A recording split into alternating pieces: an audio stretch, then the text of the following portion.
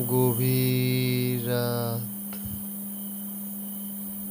এই রসুলপুর গ্রামে রাত গভীর হলেই লাল মণ্ডপ ভূত গ্রামে নেমে আসে। মানুষ যখন গভীর ঘুমে, তখনই ভূতের গাছ থেকে নামে। আজকে হাঁটতে হাঁটতে গ্রামের ভিতরে চলে আসলাম। এখন পর্যন্ত কাউকেই তো দেখতে পেলাম না।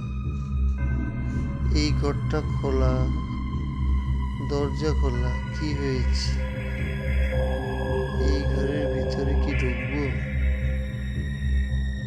আজকে শিকার কি তাহলে এই ঘরেই করি?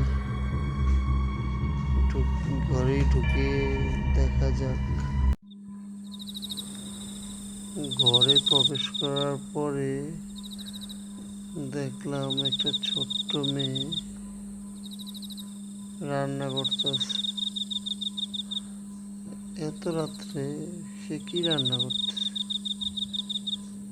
সে তো মনে হয় অভুক্ত, ক্ষুধায়। ভাবলাম আজকে রাতের ও শিকার। না, মেয়েটার অনেক কষ্ট। না, আজকে আর ওকে ধরবো না।